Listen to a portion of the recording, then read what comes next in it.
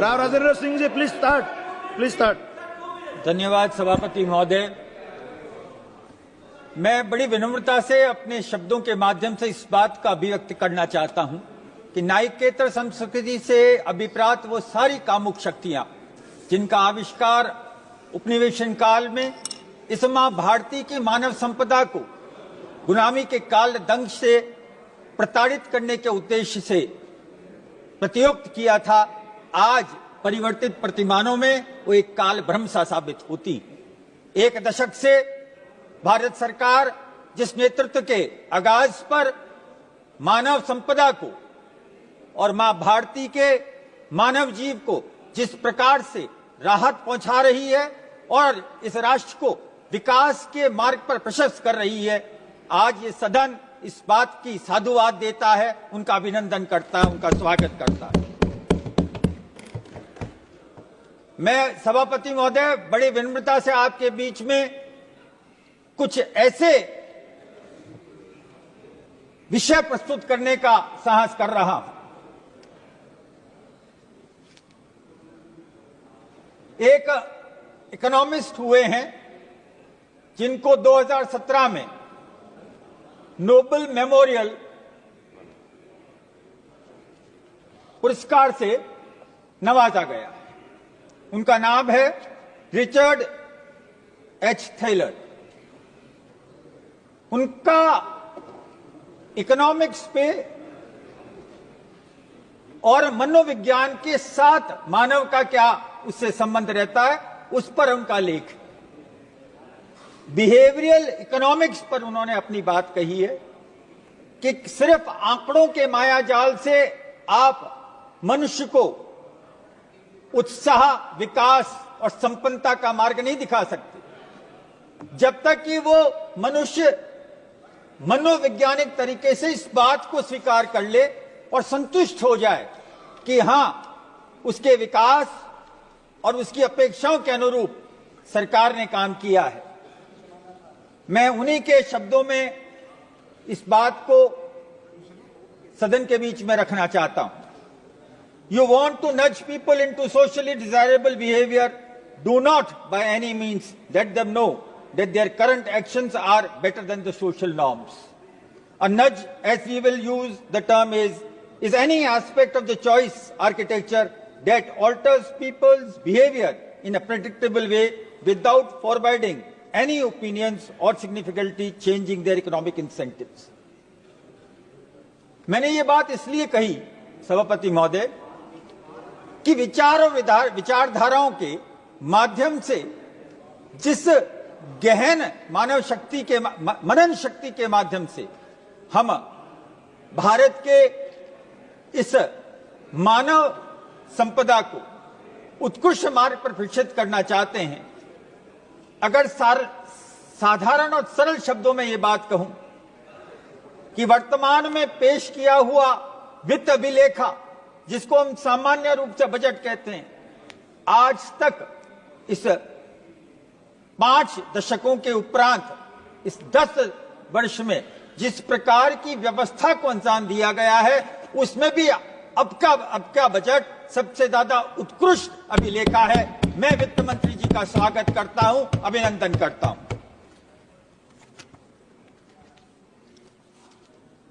मीमांसाओं और व्याख्याओं से पटा पड़ा है संसार। अपनी अपनी बात को अपने अपने तरीके से कहना और उसे सही मानने की प्रवृत्ति वाद विवाद के दायरे और घेरे पैदा करती है।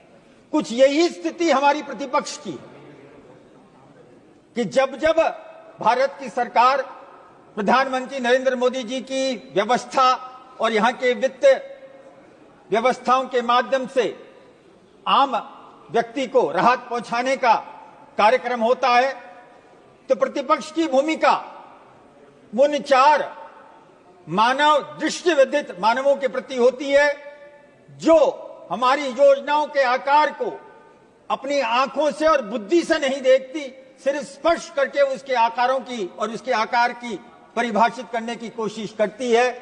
ऐसे दृश्यबद्ध व्यवस्थाओं में आलोचना का माध्यम से वो साकार स्वरूप प्रदान करती है, लेकिन ये निराकार ब्रह्म है जो साकार व्यवस्था को सत्य के सेतु पर उस व्यवस्था से प्रतीक करता है जिसका कि ये आज की तारीख में हमारा वित्त अभिलेखा है।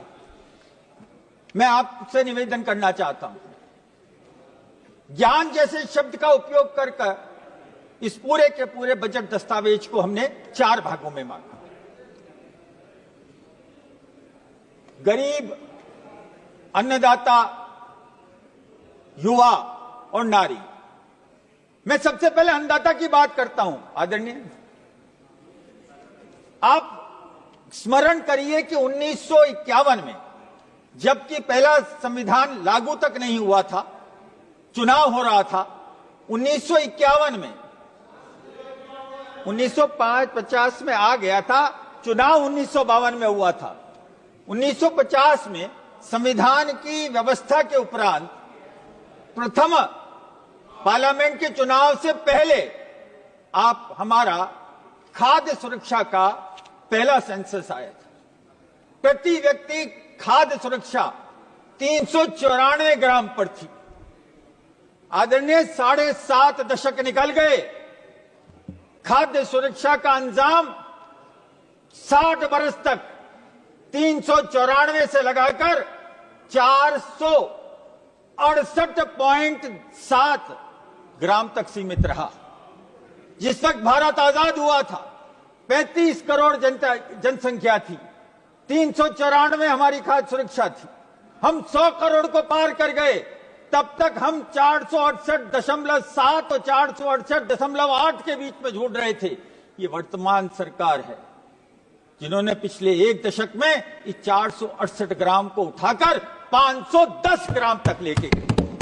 मैं ये नहीं कहता कि आज भी ये कोई बहुत बड़ा कीर्तिमान है, लेकिन एक बात आपको सोचनी पड़ेगी कि 7 दशक तक अगर हर साल इन 75 वर्ष में अगर हर साल 5 ग्राम भी बढ़ता तो आज यह 1000 ग्राम तक पहुंच सकता।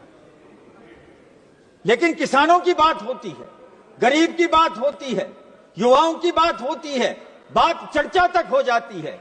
ऐसी सरकार नहीं आई थी जिसने बात को यथार्थ में प्रस्तुत करने की कोशिश करी है। आज अन्नदाता के माध्यम से इस बात के स्वरूप को मैं आपके बीच में निवेदन करना चाहता हूं कि जिस प्रकार से किसान की व्यवस्था को अपने वर्तमान स्थिति से निकालकर एक खुशहाली की व्यवस्थाओं में स्थापित करने का अगर काम किया है तो भारत की सरकार और प्रधानमंत्री नरेंद्र मोदी जी के नेतृत्व में यह काम संभव हुआ है। मैं आपसे निवेदन करना चाहता हूं, अगर आपको आपके अन्नदाता के स्वरूप में हम सबको अपने दायित्व का इस्तेमाल करते हुए संवेदनशीलता का अगर हमको व्यवस्था देनी है तो उस संवेदनशीलता में हमें उस मानव जीव को जो हमें अन्न जैसी चीज उपलब्ध कराता है उसको हमको अपने धर्म के माध्यम से, अपने कर्तव्य के रास्ते से सुनिश्चित करना है कि उसके घर में रोशनी हो, उसके घर में पानी हो, उसके बच्चे अच्छा अध्ययन करें और उसके लिए वो सारी व्यवस्था हो जो किसी एक खुशहाल राष्ट्र के लिए होनी चाहिए। ऐसा खुशहाल राष्ट्र तब बन सकता है जब यहाँ का अन्नदाता इस सारी व्यवस्थाओं से पल्लवित हो। और मैं ये मानता हूं कि इस बजट के कुछ दस्तावेज जिन्होंने प्रधानमंत्री धन धान्य योजना के माध्यम से हमने जिस प्रकार की एग्रीकल्चर पद्धति की व्यवस्था को सुधारात्मक तरीके से विमोचित करने का कोशिश किया है वो साधुवाद के पात्र है। अब मैं आपसे निवेदन करना चाहता हूं, बार बार राष्ट्र की फिजिकल हेल्थ के बारे में बहुत ज्यादा शोर होता है, लेकिन अचरज इस बात का है, वित्त मंत्री महोदया विराजी हुई हैं, हमें हमारे ही सरकार की व्यवस्थाओं पर और उनकी कृति पर संकोच, संशय है और अंतर्राष्ट्रीय स्तर पर बैठा हुआ व्यक्ति भारत में निवेश करने के लिए आतुर है। मैं उदाहरण देना चाहता हूं आदरणीय सभापति महोदय, इस पूरे 21वीं शताब्दी के ये पहले 25 साल में अगर भारत के अंदर जितना निवेश फॉरेन इन्वेस्टमेंट के माध्यम से आया है, तो 2025 तक $1 ट्रिलियन से कुछ ज्यादा का निवेश भारत में हुआ। आप अचरज करेंगे कि इस $1 ट्रिलियन के निवेश में पिछले 10 साल में जो निवेश आया है, ये $1 ट्रिलियन का 62% हिस्सा है, जो सिर्फ 10 साल में आया है 25 साल के इस काल तक, और उसमें भी 46 बिलियन तो सिर्फ इस साल आया। बाहर बैठा हुआ निवेश करने वाला व्यक्ति भारत की अर्थव्यवस्था में विश्वास करता है, लेकिन भारत का प्रतिपक्ष इसी निवेश और इसी अर्थव्यवस्था में संकोच करता है और आक्षेप लगाता है। बात बहुत बड़ी बड़ी करी जाती है, मध्यम आय वर्ग के लोगों के बारे में चिंता व्यक्त की गई। इससे बड़ा और उदाहरण क्या हो सकता है? हमारे सामने वो सारे के सारे अभिलेख हैं, मैं आपके बीच में प्रस्तुत करना चाहता हूं। मध्यम आय वर्ग को जितना छूट और जितना फायदा वर्तमान सरकार ने दिया है, पिछले किसी सरकार ने नहीं दिया। यह मैं आंकड़ों से साबित करना चाहता हूं। 2000 और मैं तुलनात्मक तल पर दूंगा। यह भी आरोप लगता है कि कॉरपोरेट जगत को ज्यादा दिया जाता है और व्यक्तिगत आय वाले व्यक्ति को यहां प्रताड़ित किया जाता है, जो कितना असत्य है मैं इस चीज को आपके बीच में पेश करना चाहता हूं। पिछले 5 वर्ष में जो इंडिविजुअल इनकम टैक्स पे हैं, उनको इंसेंटिव और राहत कितनी मिली, उसका टोटल है 8,70,907 करोड़, और कॉर्पोरेट को कितनी मिली 4,53,329 करोड़। एक एक वर्ष का आंकड़ा है। 2019-20 में अगर कॉर्पोरेट जगत को हमने 94,000 करोड़ की दी, तो इंडिविजुअल इंडिविजुअल्स को हमने 1,55,525 दी।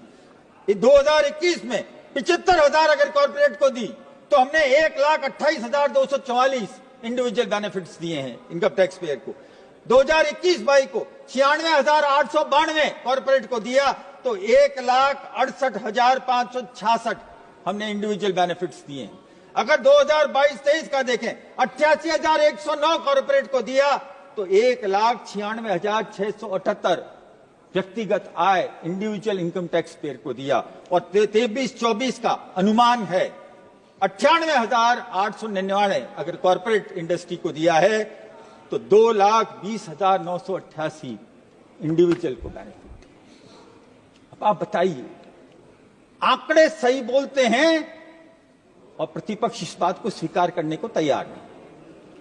इस प्रकार की व्यवस्था को अंजाम देने वाले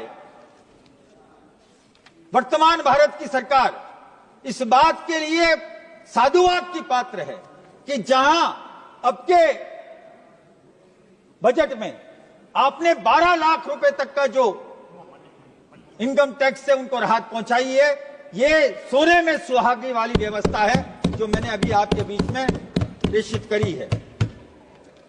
मैं अब आपसे निवेदन करना चाहता हूं कि संपूर्ण अर्थव्यवस्था का अगर हम अभिलेखा को बड़ी अच्छी तरीके से, अभिलेखों को अभी बहुत अच्छी तरह से देखें, तो हम ये पाएंगे कि भारत की सरकार ने अपने नौजवानों के लिए किस प्रकार की व्यवस्था करी है। मैं आपको निवेदन करना चाहता हूं, बहुत विनम्रता से इस बात को प्रस्तुत कर रहा हूं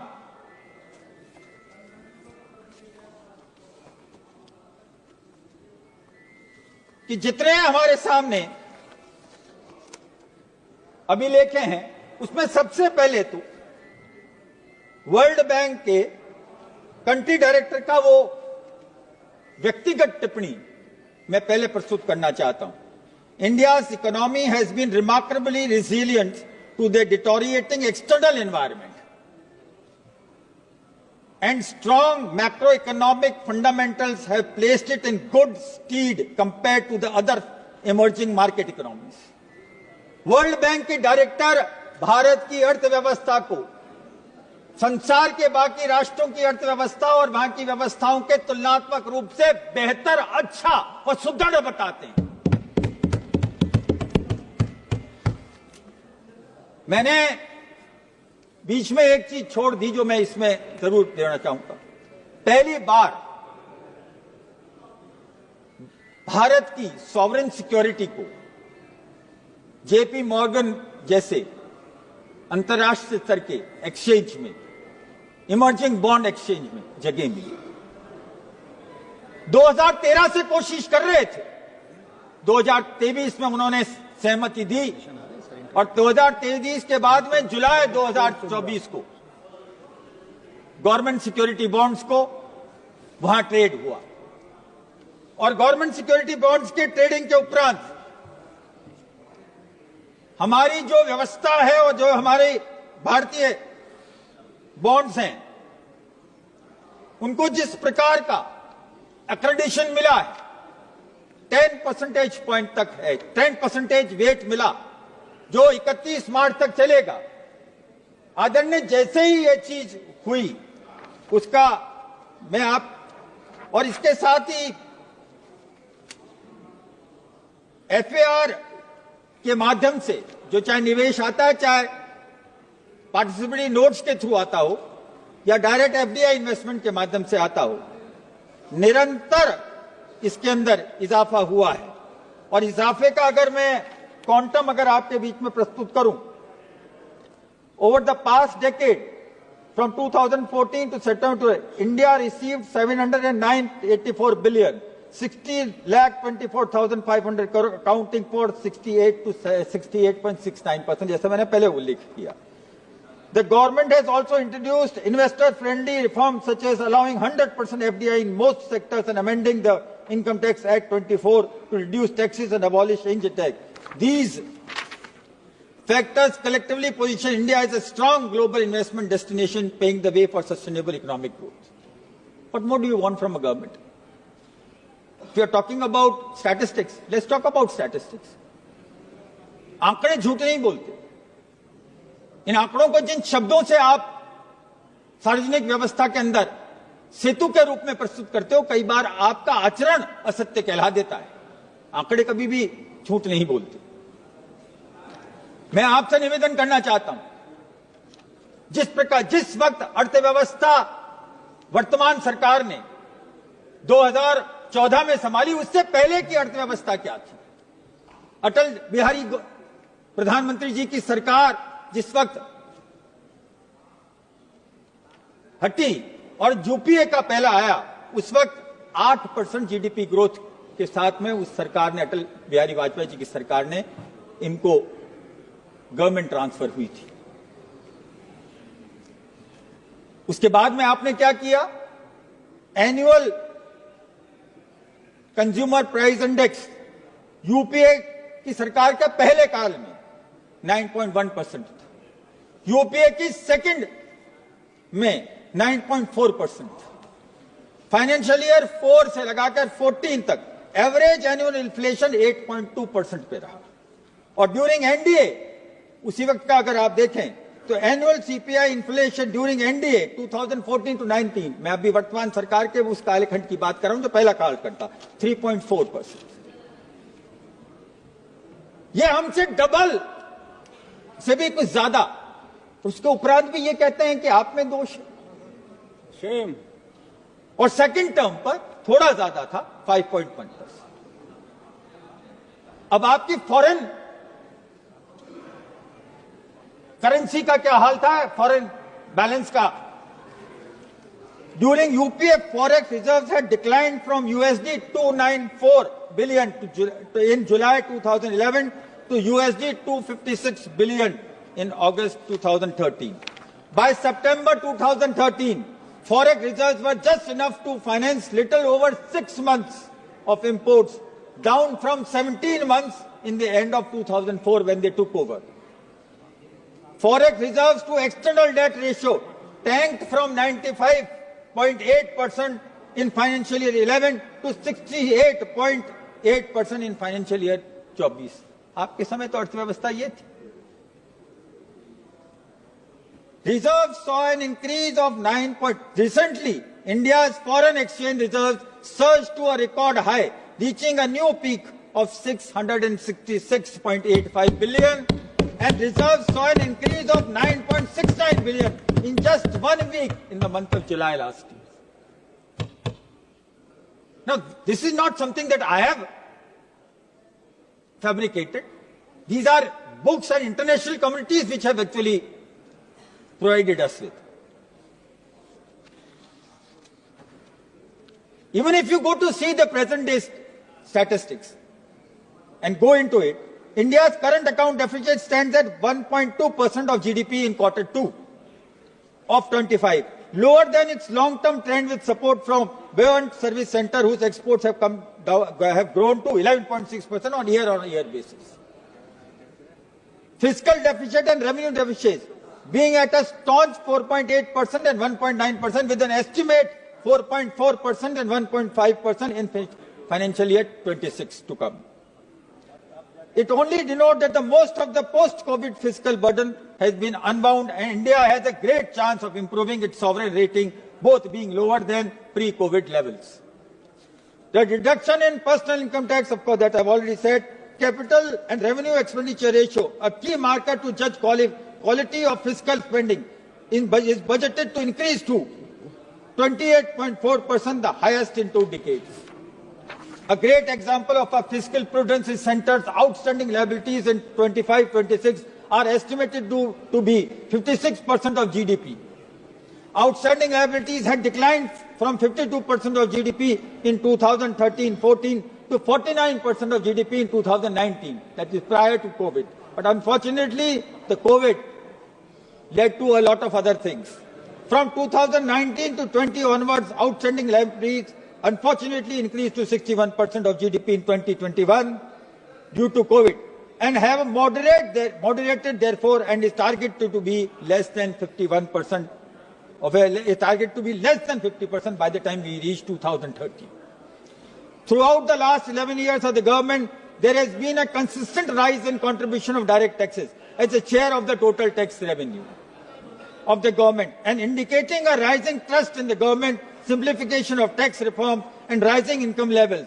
For the state of Rajasthan, an increased allocation of Jal Shakti Ministry from 47.95 crores to 99,503 crores in 25-26 comes as a boon, since the scheme has done wonders for the state.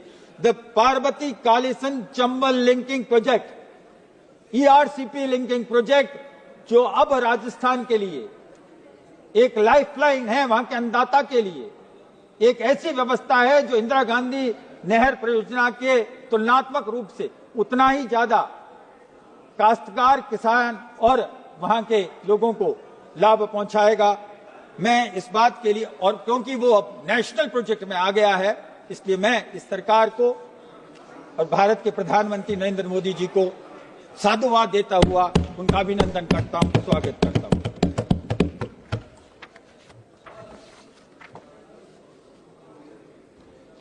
मैं एक निवेदन और आपसे करना चाहता हूं। There are 2 industries which come under service sector.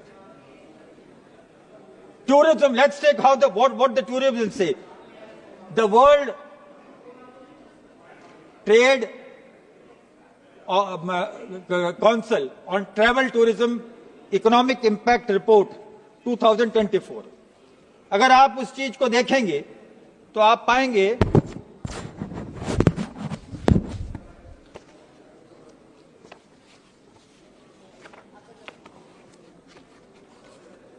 मैं सिर्फ आपके बीच में वो आंकड़ा पेश करना चाहता हूं। The tourism sector is witnessing a remarkable recovery post-pandemic, with domestic tourism leading the way according to the World Travel and Tourism Council WTTC 24 Economic Impact Research. In 2023, the sector contributed over 19.13 trillion to the GDP, 10% above 2019 levels, and created nearly 43 million jobs, an 8% increase from 2019.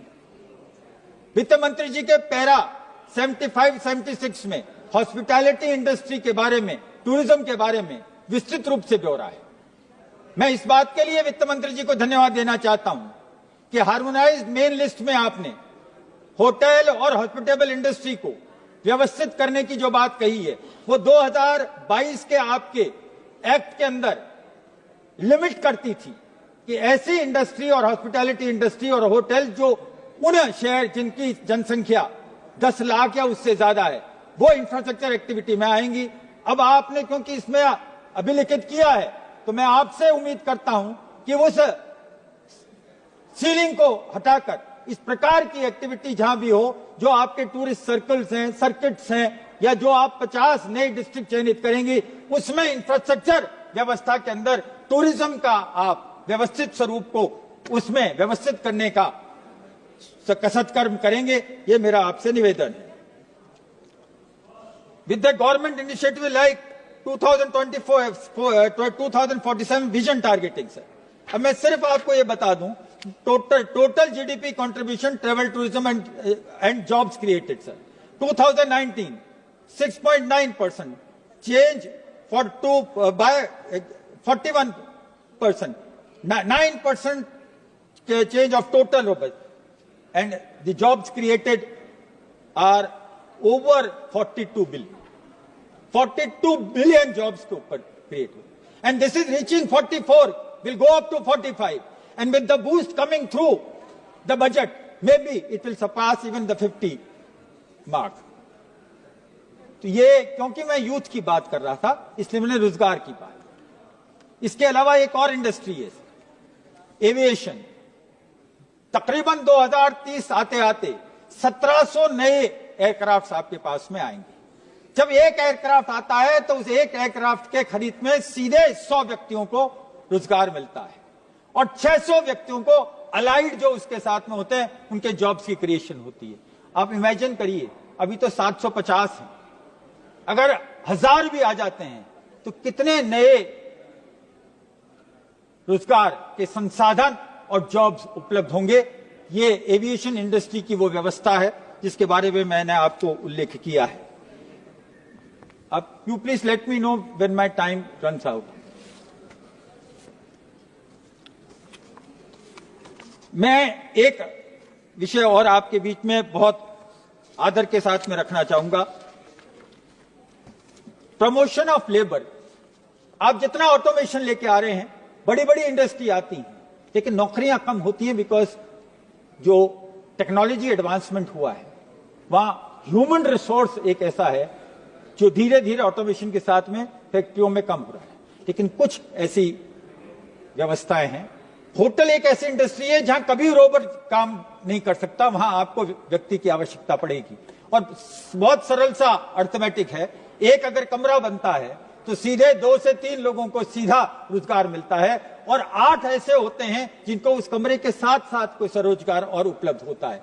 तो जिस प्रकार से हमारी tourism industry बढ़ रही है उसमें, और जिस प्रकार से एविएशन इंडस्ट्री बढ़ रही है, अब मैं आपसे निवेदन करना चाहता हूं, एक जो प्रमुख चीज थी ग्रीन एनर्जी।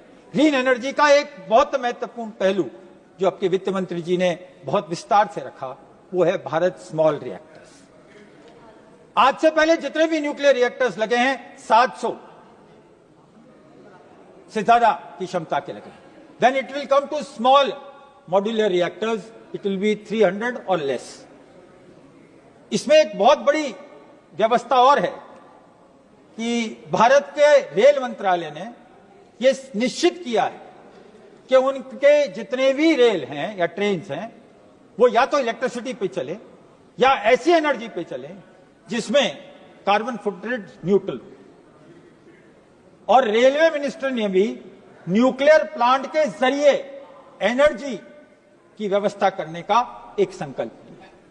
अब बात यह आती है कि क्योंकि अब प्राइवेट पार्टनरशिप के आधार पर आपके न्यूक्लियर प्लांट्स के अंदर आप निवेश करेंगे, तो ये बात सही है कि, और इसमें एक बात का उल्लेख करना बहुत जरूरी है, इसी साल जनवरी 2025 में the year 2025 started on a bright, मैं ये इसलिए पढ़ रहा हूं कि जल्दी हो जाएगा, started on a bright and positive note for India-US cooperation in civilian nuclear energy. Visiting India for the last time as US Secretary of State on 6th of January 25, Jake Sullivan noted that the US in finalizing steps to remove long-standing regulations that have prevented civil nuclear cooperation between India's leading nuclear entities and US companies. Consequently, the US Bureau of Security has removed the names of 3 Indian institutions, the Bhabha Atomic Research Center, Indira Gandhi Center for Atomic Research, and Indian Rare Earths Limited from the entity list, representing a core component of the US export control policy intended to prevent proliferation of weapons of mass destruction. The entity list basically consists of names of individual business and organizations to whom exports of certain technologies and goods are restricted.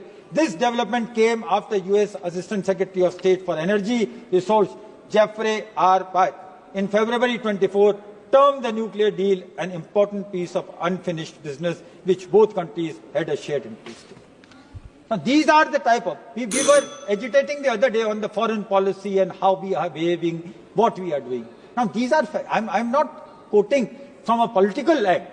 I'm quoting from a genuine issue which got resolved. We had this confrontation from 2010. Gradually, we have been able to resolve it. Just imagine 50% of your entire energy that is coming comes from an energy which creates a lot of carbon footprints. Even the others that come from also has a carbon. If we can do it, and if we can do it accordingly, I'm sure it will go a long way.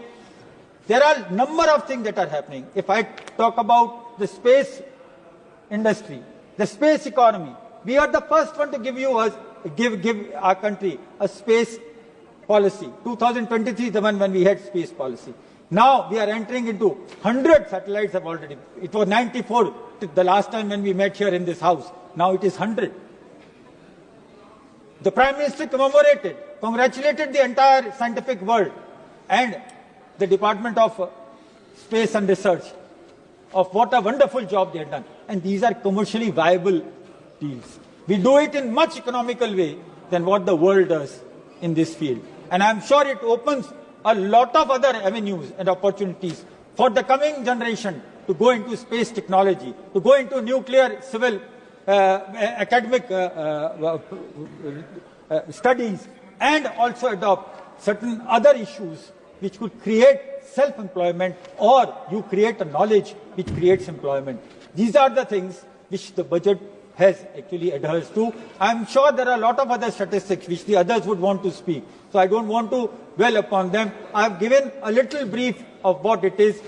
All that shines may not be gold, may not be gold. But what shines in the Indian budget is nothing but gold. That is how I want to conclude it. Thank you.